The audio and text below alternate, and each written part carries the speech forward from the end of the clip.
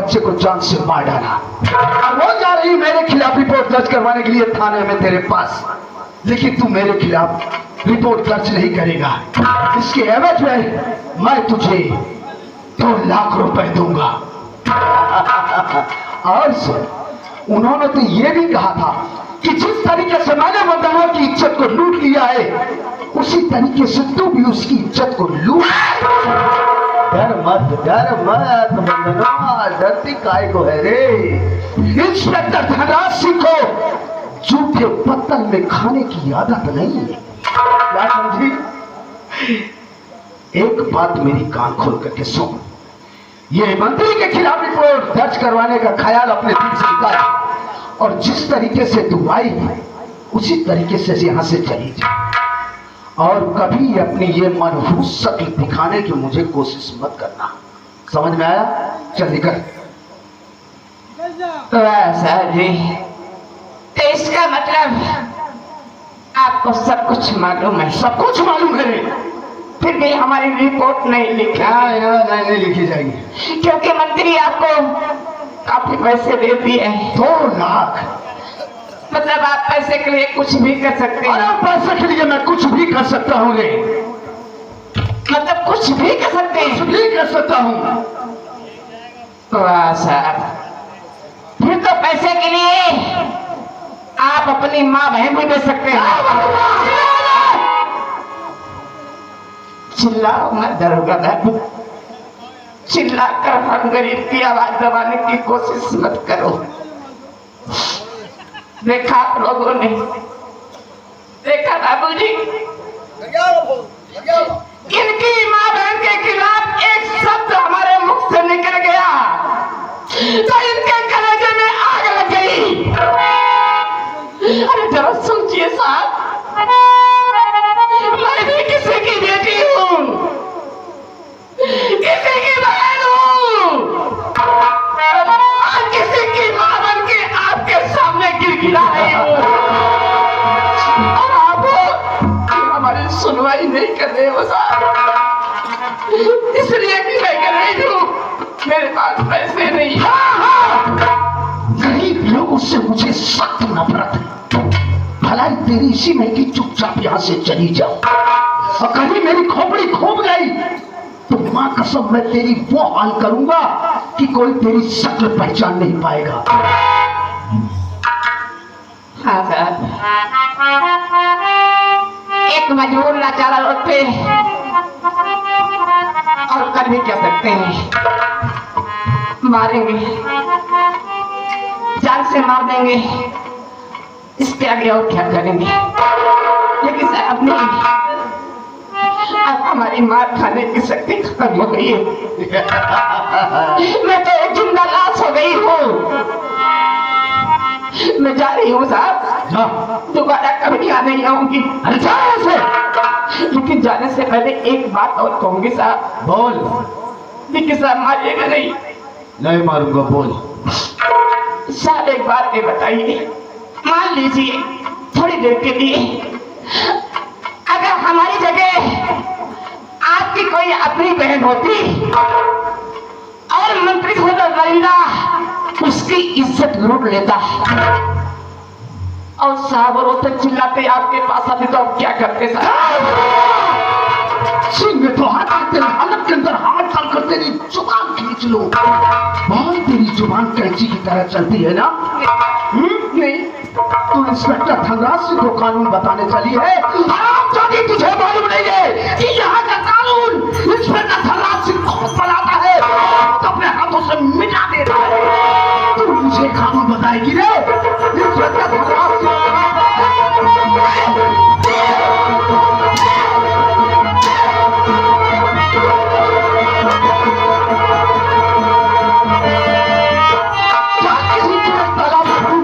जान दोगे?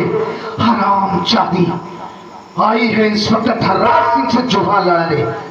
अब लटरमा, अरे तू काय को मुंह लटका के बैठा है रे? जरा जरा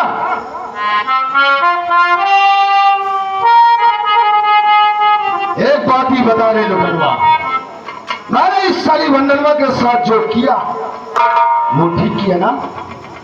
सर आप पहले भी गलत नहीं थे, आज भी गलत नहीं है। राइट। आप पहले भी ठीक करते थे, आज भी ठीक किए हैं। लेकिन सर जी हमको एक बात नहीं समझ में आई। क्या? मैं इतनी देर से बैठकर एक ही बात बार बार सोच रहा हूँ। हाँ। जब आप पहली बार थाने आए थे तो आपने हमसे ये बताया था कि आपके माँ बाप नहीं है। कोई नहीं है। सर उस बात की असलियत आज हमको पता चली कि आप नाजायज औलाद हैं। हाँ साले, सर पहले पूरी बात सुनिए तो। मैं तो आपकी तारीफ कर रहा हूँ। ओ तारीफ। मेरी क्या मजाल है सर जो मैं आपको कुछ बड़ा भला कह सकूं। यस। सर मैं तो आपकी तारीफ कर रहा हूँ कि आप उस गंदगी के कचड़े के कीड़े हैं जो कभी इंसान बन ही नहीं सकते। सर आप तो दुनिया में सबसे अलग हैं। लोग इंसानों से पैदा हुए हैं, आप कीटाणुओं से पैदा हुए हैं। सर मैं आपकी तारीफ कर रहा हूँ। आप तो हरामी हैं सर, तारीफ कर रहा हूँ। सर ऐसा कोई हो सकता है? नहीं आप बताइए कोई है? सर से बड़ा हरामी कोई है? नहीं सर, ये लोग भी आपकी तारीफ कर रहे हैं। ऑडियंस से पैदाइशी कमीने हैं आप। क्या बोल रहे? सर तारीफ कर रहा हूँ और आपके साथ साथ में छोटा कमीना। साला कहीं कहीं सुरेश कमीना भी मिलता है। खैर कोई बात नहीं। देख इस वंदनों की बात से मैं थोड़ा डिस्टर्ब हो गया। थोड़ा हाथ पैर दबा। चल।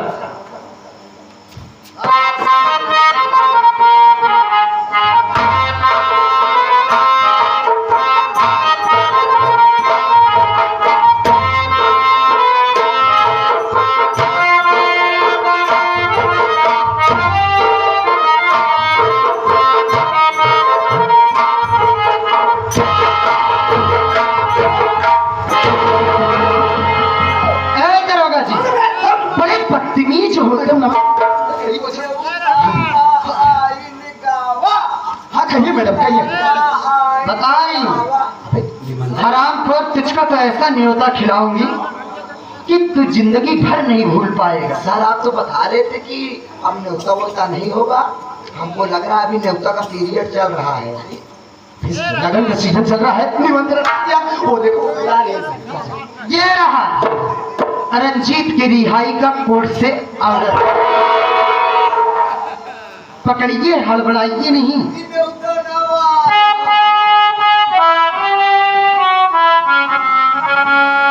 और ये रहा राजेश की रिहाई का कोर्ट से ऑर्डर। देखो दरोगा जी, मैं आपसे ये कहना चाहती हूँ कि जितना जल्दी हो सके आप हमारे दोनों क्लाइंट को जल्द से जल्द रिहा कर दीजिए। बलवा भी अब का होगा बे?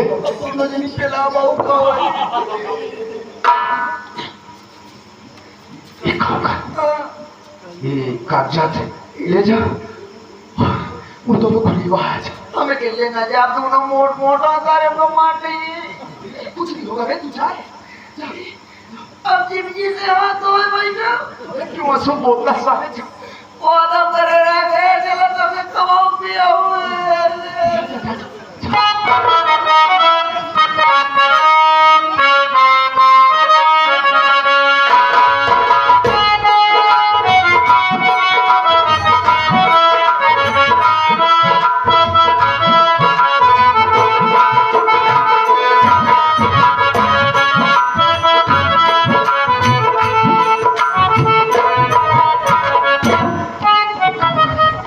दोनों का सिग्नेचर ले, सिग्नेचर। चलो सनीचर करो। ले आओ।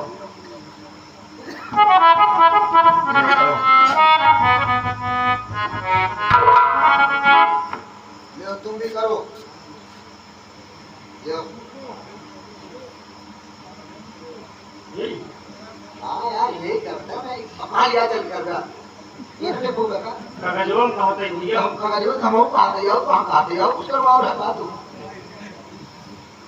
धीरे धीरे कर यार, मैं फाड़ गया यार, कैसे करता? आप पातर भैया बन का करी। अरे बाप रे बाप, पातर के पाए मारी। कागजों दावा दिखने में ऊपर से ली जाती है। अरे आपने कहा करता फुटबॉल छुआ नहीं काम से नहीं।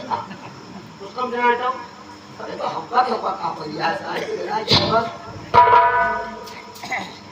साहेब अबे काले रखा हम चाहते हैं नहीं हम पहला जा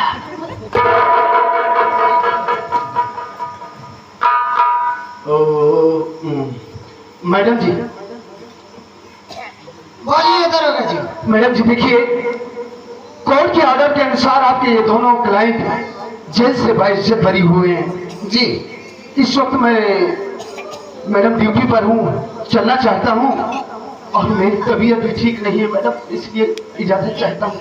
ठीक है दरोगा जी, आप जाइए अपनी ड्यूटी में आइए और अपना अच्छी तरह से इलाज करवा लेना, वरना आपकी हालत तो देखकर ऐसा लग रहा है कि आप मर जाओगे। अब जनाता है ही गांधी बाजार में हमारी मौतिया है।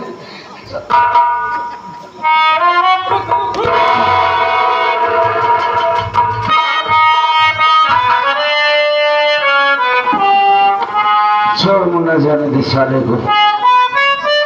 क्या जाने दो भैया, ये इसका साला इतना कमीना नीच इंसान है, मुझे धोखे से ले गया और ले जाने के बाद मेरे हाथ में हथकड़ी डाल दिया और मुझे ऐसी मार मारे भैया, ऐसी मार मारा है कि मैं जानता हूँ मेरा दिल जानता है।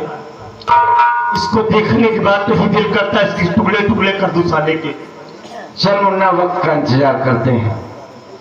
एक बात नहीं समझ पाया राजेश में कि हम दोनों भाई तो जेल में थे, हमारा केस लड़ने के लिए वकील कौन किया, कोर्ट फीस वकील फीस, और सबसे बड़े ताज्जुब की बात यह है मुन्ना कि हम दोनों कोर्ट से बाइज्जत बरी होकर लिया हुए हैं।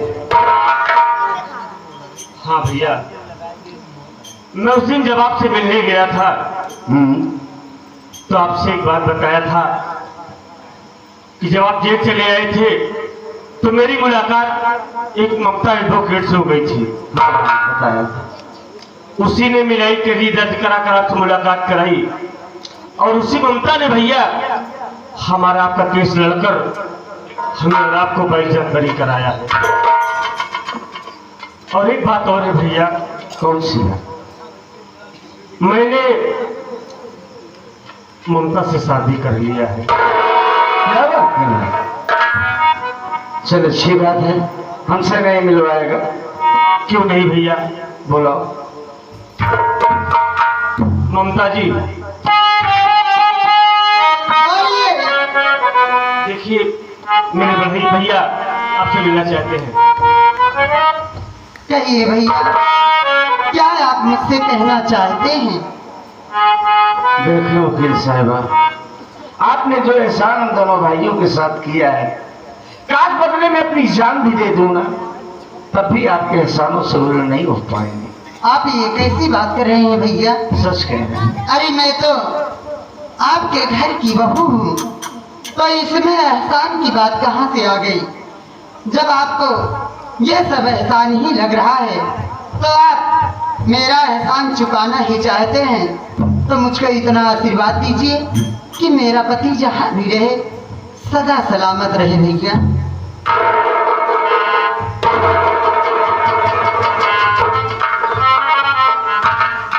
जब लोग गए गंग जलधारा चल रही है, बात तुम्हारा मालिक इस जोड़े को ताकयामत तक खुशहाल और आबाद रखे। मुन्ना बड़ी नेक है तेरी पत्नी। मैं सोच रहा हूँ भैया कि चल पहले घर चलते हैं, घर का समाचार देखते हैं कि तेरी भाभी और मुन्ना कैसे। हाँ भैया, हम इसी वक्त घर चलेंगे, लेकिन भैया आपकी इजाजत हो तो ममता को साथ ले चलूं। बिल्कुल बिल्कुल, आओ। चल ममता।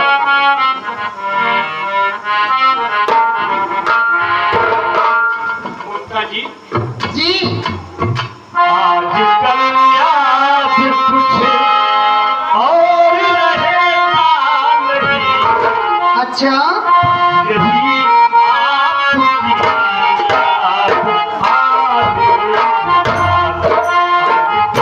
याद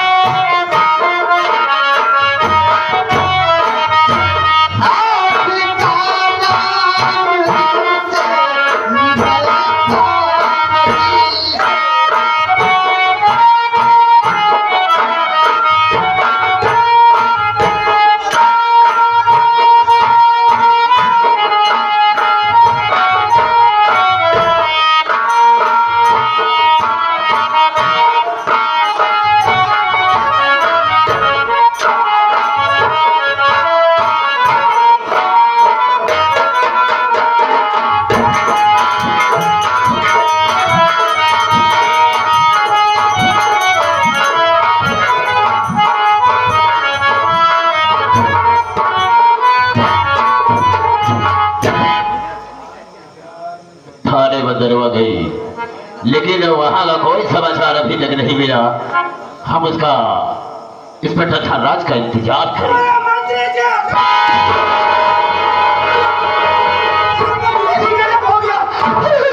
खत्म हो गया, अरे बहुत खत्म हो गया। इंस्पेक्टर धनराज, अरे इतना घबराए क्यों है? बात क्या है? तुझे दिखाई भी नहीं दे रहा, कुर्सी तोड़ डालेगा। मंत्री जी, एक गिलास पानी मिलेगा क्या? पानी? तुझे हो क्या गया है, मैं जानना चाहता हूँ। अरे ये पूछिए क्या नहीं हुआ सर। क्या हुआ? कि आप अच्छी तरीके से जानते हैं कि आपकी बहन ममता रंजीत और राजेश का केस लड़ रही थी ना? हाँ, खूब अच्छी तरह से जानता हूँ। अरे आपकी बहन ममता उन दोनों का केस जीत गई और कोर्ट के ऑर्डर के अनुसार वो दोनों जेल से बाइज्जत रिहा हो गए। अब क्या होगा मंत्री जी? एक काम कीजिए, आप मेरा इस बलरामपुर थाने से किसी दूसरे थाने में ट्रांसफर करवा दीजिए। पागल थोड़ी हो गया है, जरा घबरा गया है, जरा डर गया है, कोर्ट के डर से भाग जाएगा। बहुत गुस्सा है वो दोनों। मेरा ट्रांसफर करवा दो, मैं हूँ तेरे साथ में, क्यों चिंता करता है? आपके कहने पे मैंने राजेश को नाजायज फंसाया। लेकिन इंस्पेक्टर धनराज, वो ममता बार बार मेरे रास्ते का कांटा बन रही है, रास्ते का रोड़ा बन रही है। तो उस रास्ते को रोड़े को कुचल दो और उस कांटे को हमेशा हमेशा के लिए निकाल कर फेंक दो। समझा या नहीं? नहीं आपका मतलब मैं समझा। सुना मेरी बात को, मैं कहना क्या चाहूंगा।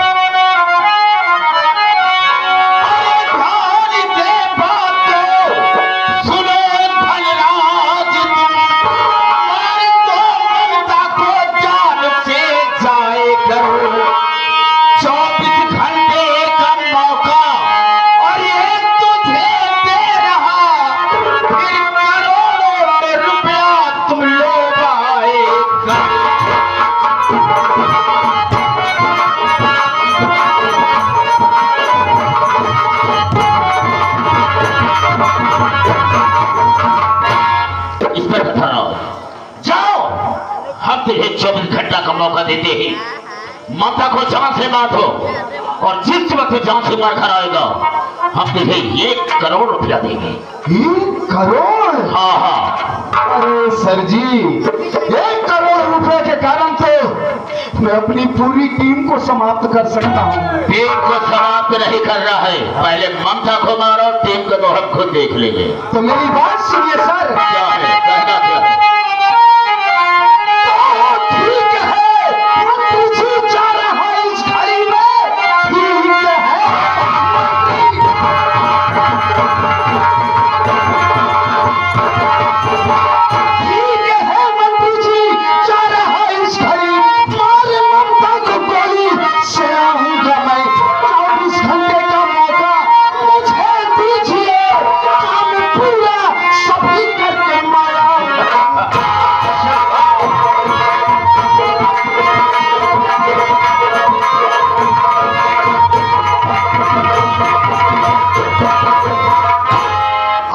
फ्री रहिए मंत्री जी। अगर ऐसी बात है, अगर आप मुझे 1 करोड़ रुपए देने का वादा कर रहे हैं तो इसी वक्त जा रहा हूँ, मैं आपकी बहन ममता को जान से मार दूंगा और मारने के बाद जब ये खुशखबरी लेकर मैं आपकी हवेली में आऊं तो मेरा 1 करोड़ रुपया तैयार रखना मंत्री जी। तुम मेरी आदत से वाकिफ? Yes sir. जो मैं कहता हूँ उसे करता हूँ। राइट। जिस वक्त मार कर तुझे आएगा तो हम तुरंत तुझे 1 करोड़ रुपया दे देंगे। ओके सर, तो देरी करने वादा करते हैं। ठीक है तो सर मैं इसी वक्त जाना चाहता हूँ। ठीक है चलता हूँ। जाओ। हे ममता, तुमने किसी दिन कहा था कि मैं अपना आधा हक बटाऊंगी, आधा हिस्सा बटाऊंगी। अरे जब तू दुनिया में रहेगी ही नहीं तो मुझसे हिस्सा देखता हूं तू कैसे बटाती। देखो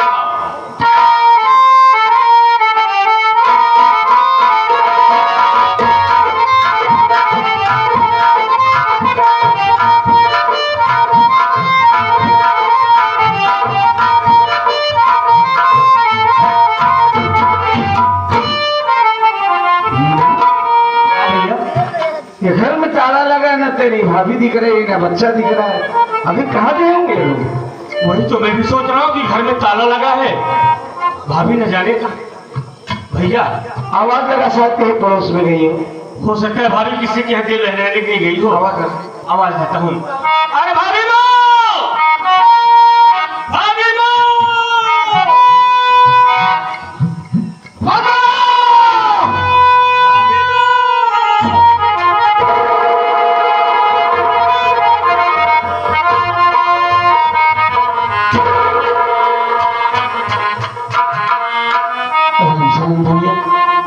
यार हमारे घर में ताला लगा है, ना हमारी पत्नी दिखाई दे रही है, ना बच्चा दिखाई दे रहा।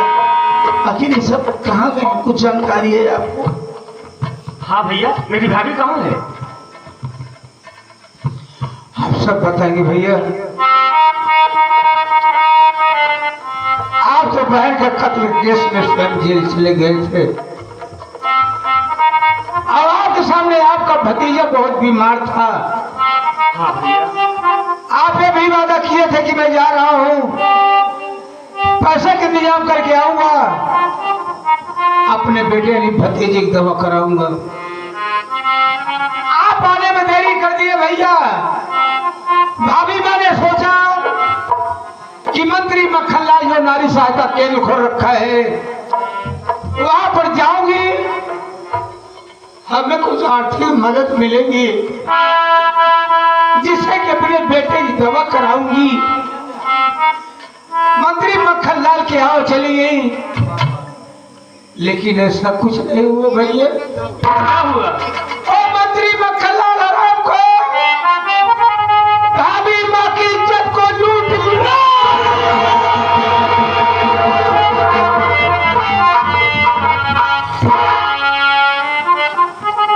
इज्जत को लूटने के बाद आपका बेटा नहीं, आपका भतीजा वहाँ बच्चा जो कि दुनिया में नहीं देख पाया था, वो मंत्री मक्खनलाल अपने पैरों से कुचल कुचल के मार डाला। मंत्री मक्खनलाल साले नारी सहायता केंद्र खोल रखा है, इसी आड़ में साले नट्टू लबड़ाओं की इज्जत से खेलता है। हम तुझे जिंदा नहीं छोड़ेंगे साले, टुकड़ा टुकड़ा न किए तो हमारी महतारी का दूध आराम है साले। जब बेटा खत्म हो गया, भाभी मैंने सोचा मैं बलरामपुर थाने जा करके मंत्री के खिलाफ रिपोर्ट लिखा दूंगी। मरे हुए बच्चे को गोदी में लेकर खड़ाते हुए बलरामपुर थाने पहुंच गई, जहां पर इंस्पेक्टर धनराज मौजूद था। भाभी मेरा पैर पकड़ के रोने लगी, साहब मुझे इंसाफ चाहिए, मेरी इज्जत को लूट लिया गया, बच्चे को मार दिया गया, हमारी आप रिपोर्ट लिख लीजिए। लेकिन ऐसा कुछ नहीं हुआ भैया। और आखिर इंस्पेक्टर धनराज भाभी माँ को लगा मारने और मार मार करके थाने से भगा दिया। अब भाभी माँ कहाँ होगी, बच्चे को लेकर कहाँ टहलती होगी, कहाँ भटकती होगी, हमें कुछ पता नहीं भैया, कुछ पता नहीं।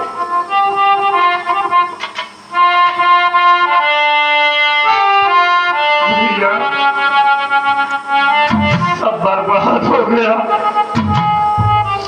मैंने आपसे वादा किया था कि जब तक मैं घर में रहूंगा मुन्ना और भाभी को कोई दिक्कत नहीं होगी, लेकिन मैं अपने वादे को नहीं निभा सका। मेरी गलती माफ कर दोगे?